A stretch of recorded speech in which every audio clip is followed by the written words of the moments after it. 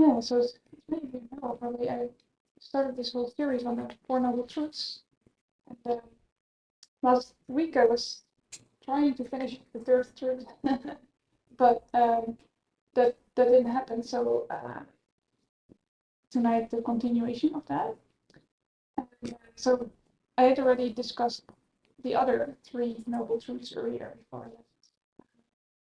But to refresh again, this so just to name them, the first truth is suffering or unsatisfactoriness.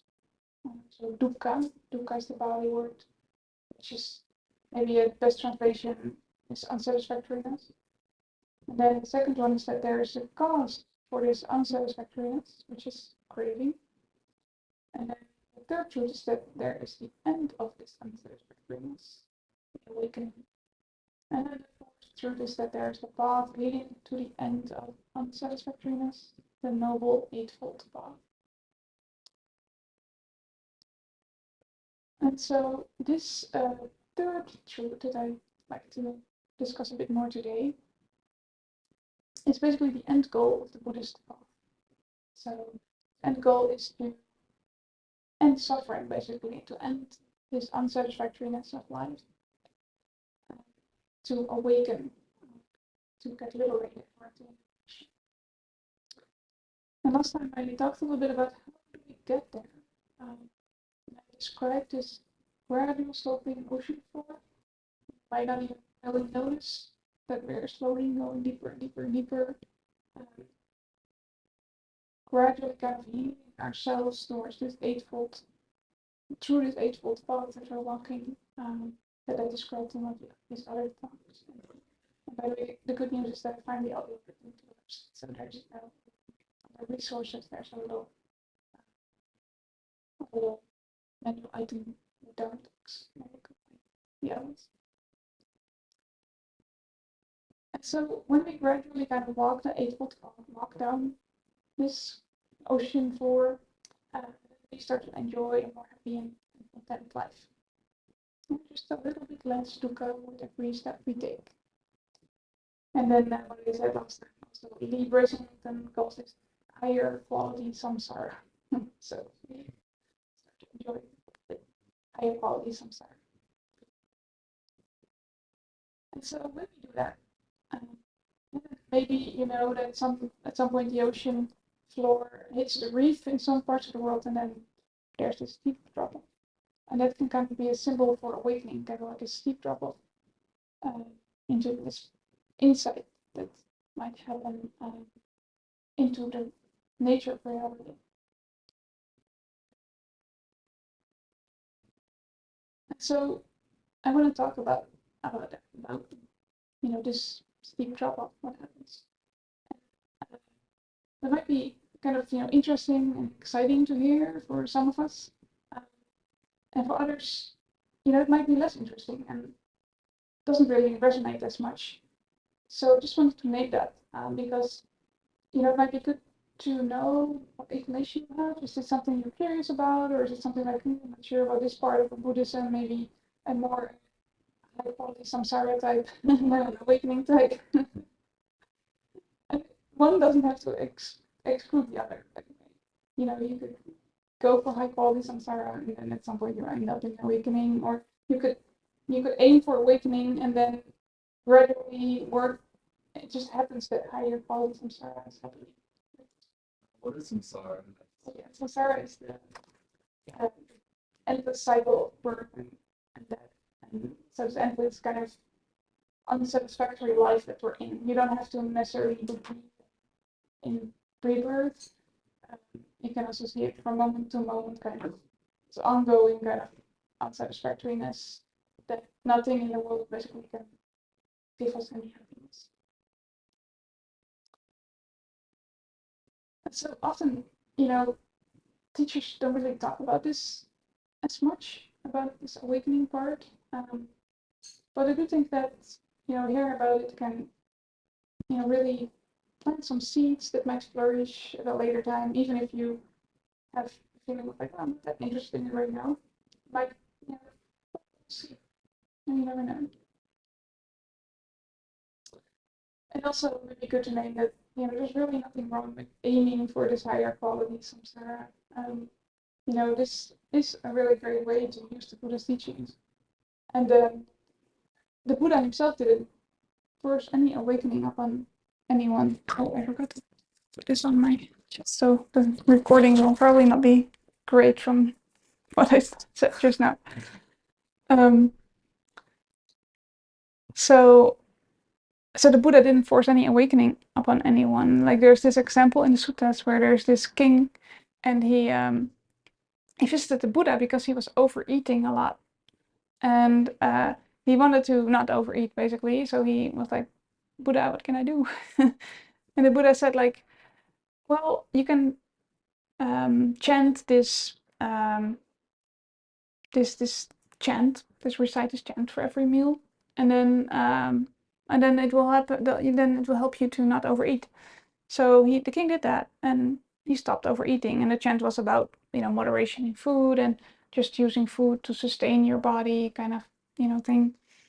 And so this king was just interested in this really practical application of the teachings, and he wasn't apparently not really interested in teachings about awakening. And the Buddha just said, okay, well, you can just do this. So he wasn't like forcing any awakenings teachings upon this king. But anyways, let's dive into this subject of awakening. An awakening is called nibbana in Pali, and this description, you know, of nibbana in the suttas is basically more about metaphors and describing what it's not than that there's, you know, real way to describe what nibbana is. And some of the metaphors that I also named last time real quick were the island, the truth, the other shore, freedom, the unconditioned, the unfabricated, and also what is often named as the absence of greed, hatred, and delusion, the absence of all the roots of all of our unwholesomeness, basically. And so this full awakening is about being free, fully free from all of the unwholesomeness in our lives, free from this dukkha. And nibbana itself is an experience. And the experience of nibbana comes and goes until we're fully awakened. And on this path to full awakening, we'll go through 4 stages. And they are called the 4 stages of awakening. And I have to say, this is the Theravada view. So other Buddhist sects, how do you call it? Buddhist traditions? Yes, thank you. See that differently. I don't know. I haven't practiced in those traditions. So, and so there's this difference between the experience of Nibbana and going through those 4 stages of awakening. Each of the stages start with an experience of Nibbana and an insight, a deep insight into the nature of reality. But each stage always goes with at least a brief experience of Nibbana, or a longer one, depending on your conditioning. But this experience will go away until we're basically fully awakened. It can come back at any time, depending on conditions. We can have another experience of Nibbana. But each of those experiences, or each of those moments that we enter a new stage, comes with lasting changes in our lives. Even if you're not immersed in Nibbana the whole time, you still will be experiencing wholesome changes in your life. And so when we are fully awakened and then we pass away, then we will be entering Nibbana for, yeah, I don't know how, if you can say it like that, but forever, but it's probably not the right way to say it, but this is called Pari Nibbana. So Pari, kind of like after Nibbana, kind of the Nibbana that happens when we pass away, when we're fully awakened. And so these 4 stages successively offer more and more freedom freedom from what are called the asavas. I'm not sure if I'm pronouncing it fully correctly, but asavas in Pali.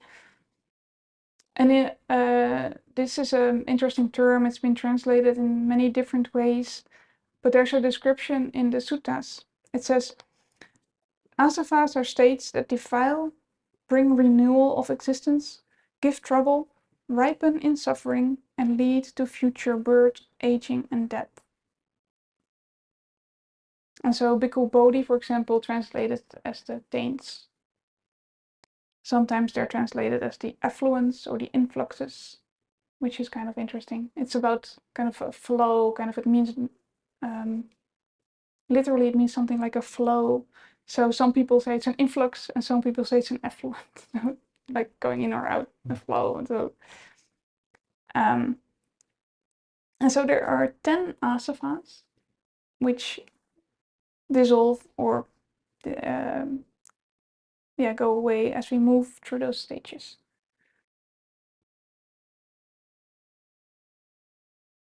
And so the first stage is called the stream enterer, Sotapanna in Pali. And so that means like you have entered the stream and you can't go back anymore. So now you're bound for full awakening. You will be certain of full awakening after you've entered the stream. And there are 3 of those asavas or taints that are being erased at this stage. The first one being the belief or experience of a self. That's also where this teaching on not self comes from. At this stage, we'll fully understand this not self aspect of the teaching. And you just kind of know that there's no separate entity that we can call self. It underlies these experiences that arise in body and mind. And the interesting thing is that the sense of self might still arise. There might still be a feeling of self, but one can then see clearly that's an illusion, that it's not real, that it can be seen as just another experience that's happening, instead of that it feels like a real thing. And then the second asava or taint is skeptical doubt. So we might all have experienced this in our practice as one of the hindrances, that am I doing this practice right? Is this actually really good teaching? Or is the teacher saying the truth? Or that kind of doubts can arise. So it's a specific kind of doubt. It's not a doubt like, oh, should I get an ice cream today or not? It's really about the teachings or the teacher or that kind of thing.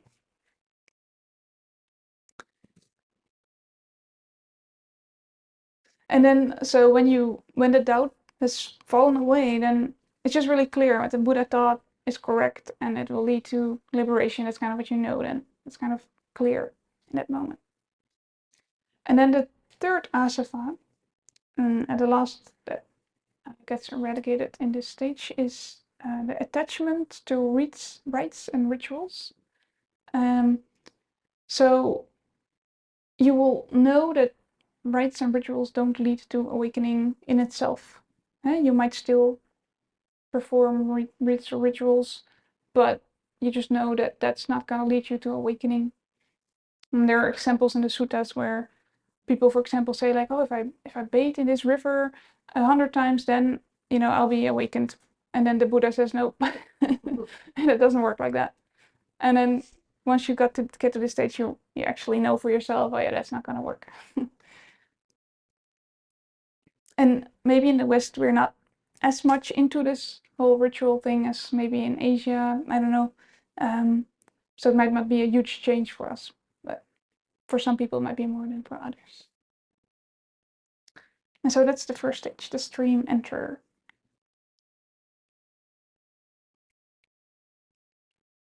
And the suttas say that if you reach this stage, then you will experience a maximum of 7 more rebirths as a human. And you won't be able to be reborn as a lower being, like an animal or a hungry ghost, or in the hell realms. Those are the lower realms of existence. I always just kind of name all of those things that are in the suttas, just because it's there and it's also part of the teachings. You don't have to believe it, of course. And then one of the teachers I once worked with, Steve Armstrong, he says that a precondition for both this first stage as also the second stage is sila. Good ethical conduct is the precondition for attaining this stage.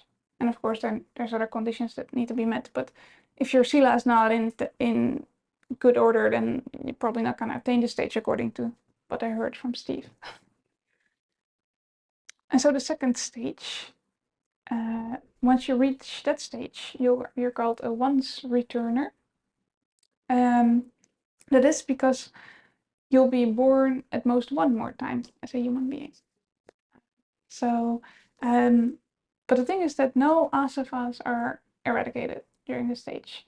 It's just that as this sense desire, ill will, and ignorance become weakened, more and more weakened. So it might not be like not as huge of a shift as during the first stage. It will be more of a weakening of those unwholesome states of mind. And then the third stage is called the non-returner. The second stage is Sakadagami, I think, and third stage Anagami, non-returner.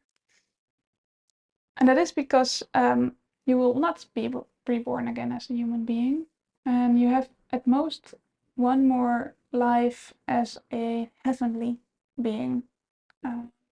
After, if you die as a non-returner, you'll be going to heaven and spend your time there.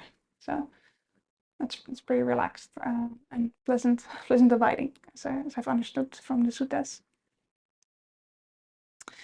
But here there will be some asavas eradicated. The asava of sense desire and ill will be eradicated. The desire for immaterial rebirth does remain, though. So that's the only desire that remains. Immaterial rebirth means being reborn as a heavenly being, so that way you can still, that's why you're getting this rebirth as a heavenly being. And so this desire and ill will are the two of the three roots of unwholesomeness, right? So we had desire or craving, aversion, ill will, and ignorance. Ignorance is only being eradicated at the last stage. And so this is a very deep step, because you have no sense desire, no craving anymore, no ill will, aversion, anxiety, anger. So there's a lot of peace then, and you're truly like a safe haven for other beings as well as for yourself, because it's deep eradication. Yeah.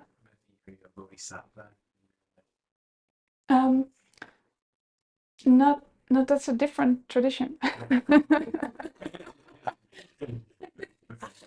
So a bodhisattva in Mahayana tradition is someone who vows. There are bodhisattvas in Theravada who vows to become a Buddha and to first liberate all other beings before being liberated themselves fully. And so there are people in Theravada tradition who vow that, but it's in Mahayana is kind of this basic thing that you almost have to do to be on the path of Buddhism. And in Theravada, that's not at all necessary. So you can just get fully enlightened as much as you like. You don't have to first liberate all other beings. And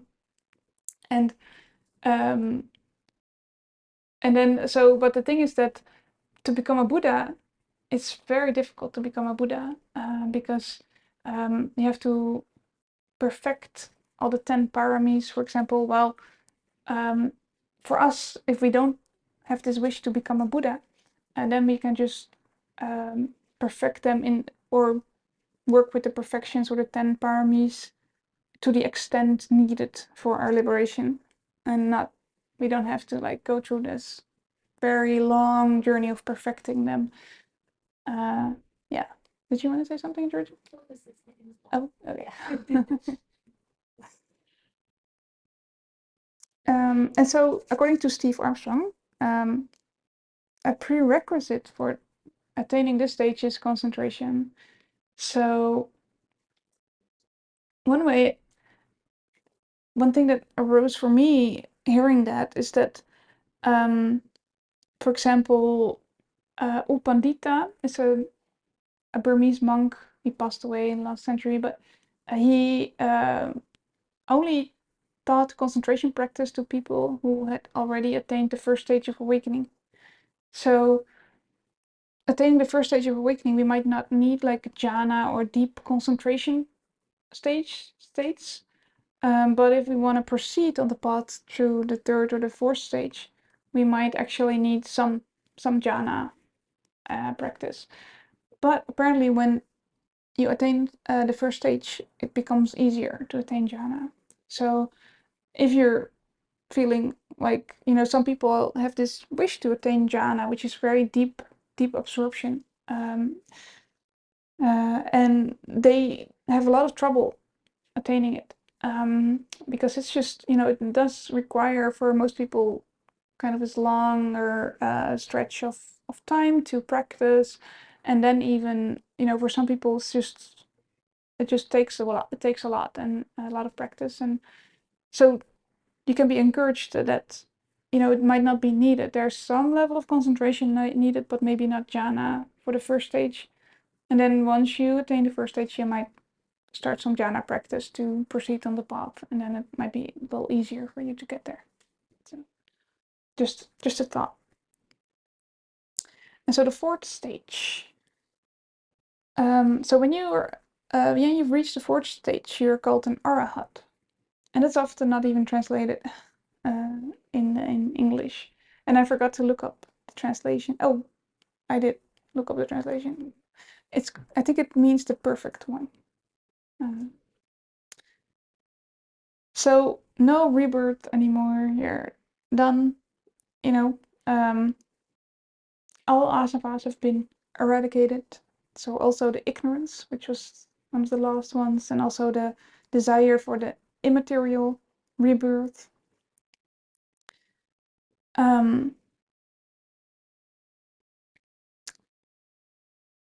And then also arrogance, or mana in Pali, is being eradicated.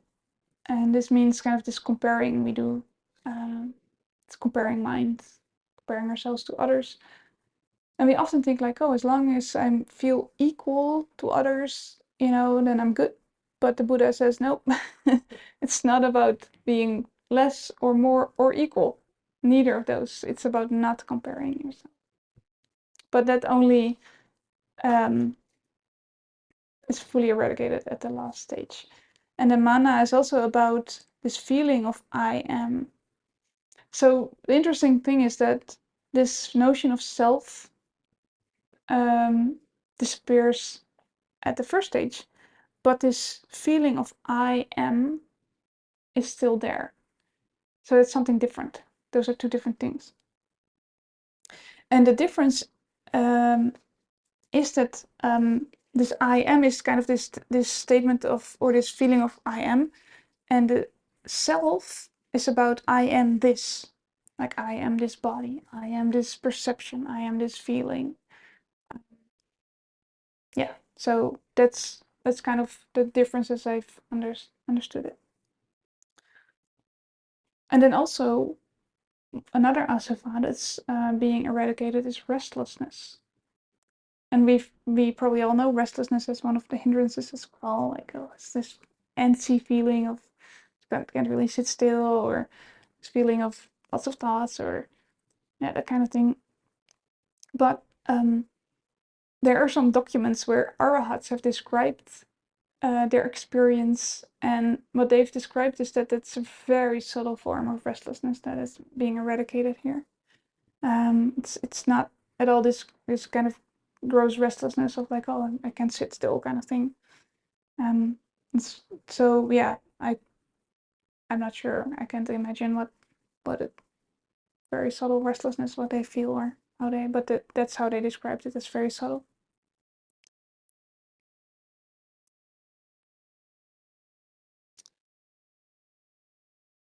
And so only when we've attained arahatship will we truly be able to see things as they really are.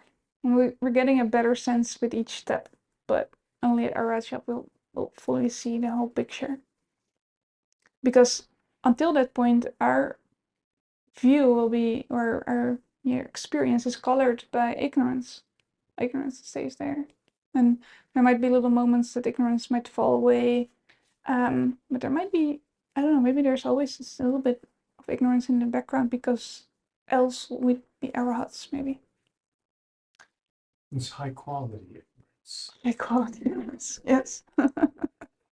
Exactly.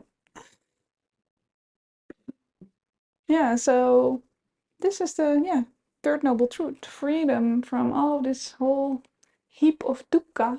Unsatisfactoriness is possible. And we're all on this sloping ocean floor towards this reef, and then maybe the second and the third and the fourth reef.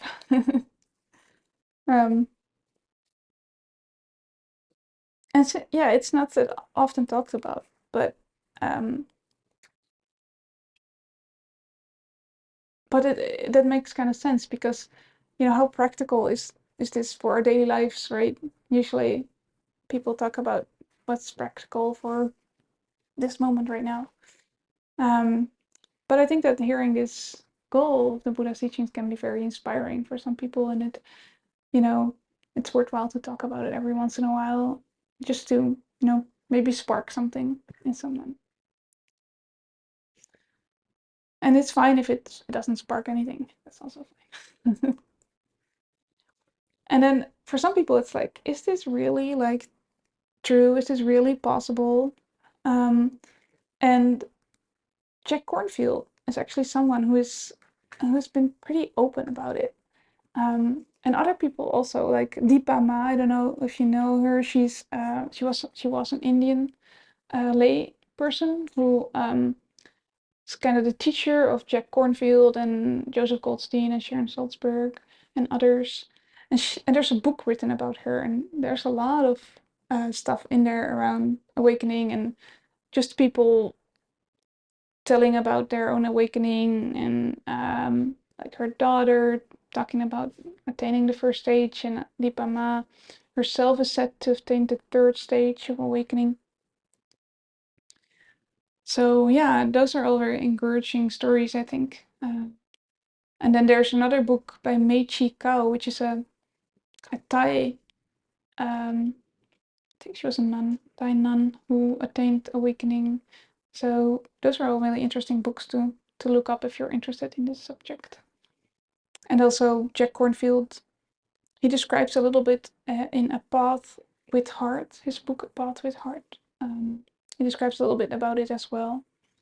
And I have a bit of a quote here, but it's already pretty late. Let me look at this.